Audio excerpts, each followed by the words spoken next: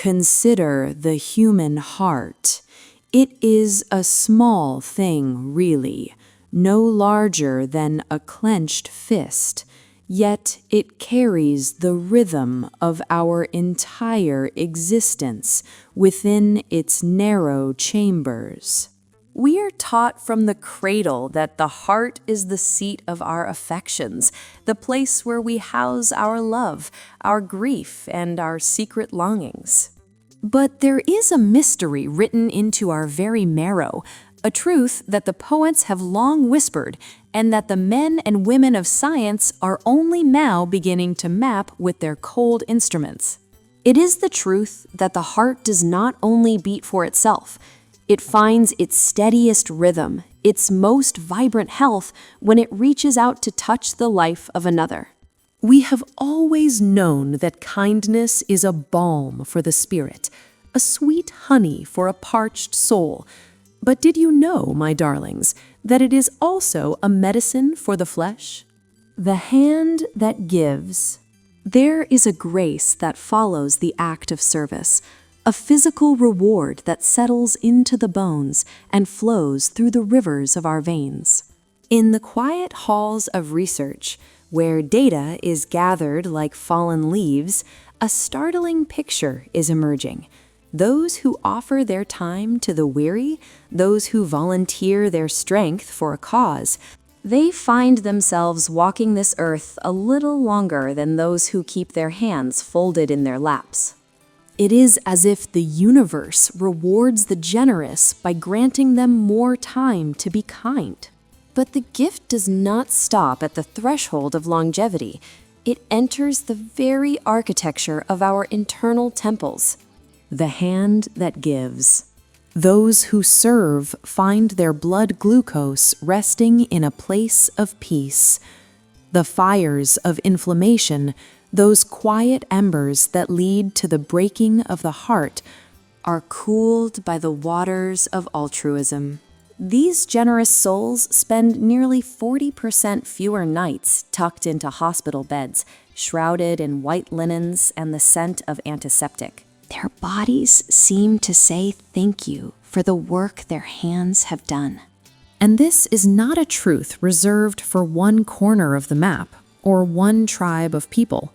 It is a song sung in the markets of Egypt and the sun-drenched streets of Spain. It is felt in the lush green hills of Uganda and under the bright blue canopy of Jamaica. From the mountains to the sea, the human body responds to kindness with a resounding yes.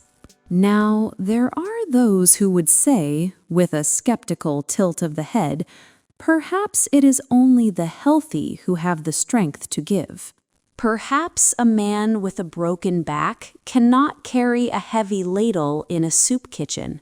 And they would be right in their own narrow way, but the seekers of truth have accounted for this. Even when the pre-existing aches and the old injuries are cleared away, the power of the gift remains. The impact on our well-being is not an accident of circumstance. It is a fundamental law of our biological being.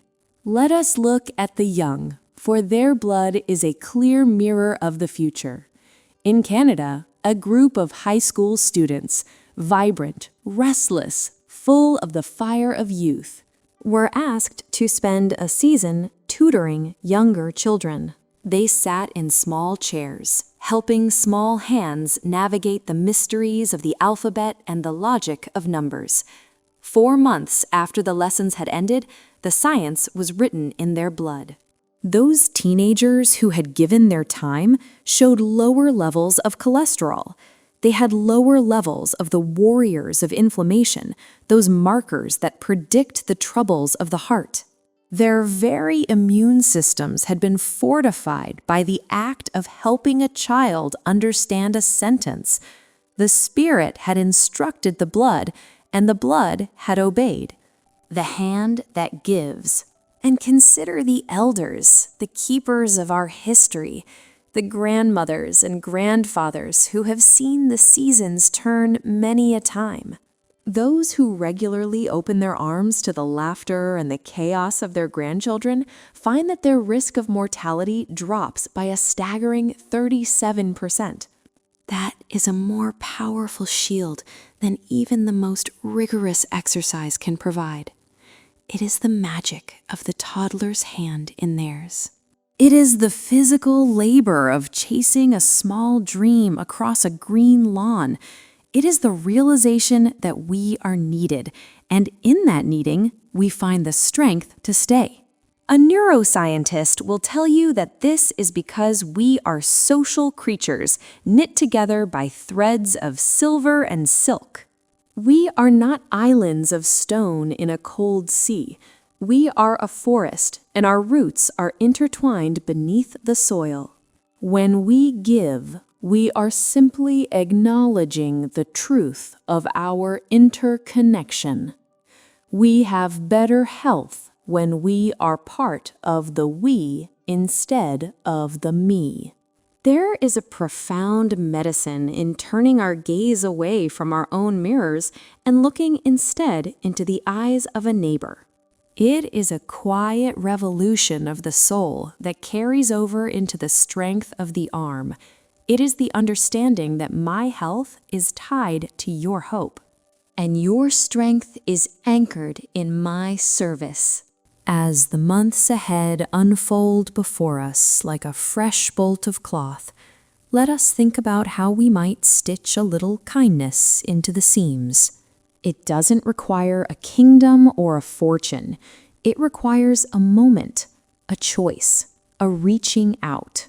The world can be a cold place, and the shadows can grow long, but the light we create when we help one another is a light that warms our own skin. We do not give to be rewarded, but the universe is a generous creditor. It pays us back in the steady beat of our hearts and the clarity of our breath. So go out into the day. Find a burden you can help carry. Find a story you can help write. Tend to the garden of your community, and you will find that your own flowers begin to bloom with a vigor you have never known. We are here to be the hands and the feet of a great and growing compassion. For when we lose ourselves in the service of another, we find a version of ourselves that is stronger, wiser, and more vibrantly alive. And in that simple act of reaching, we find the strength to rise.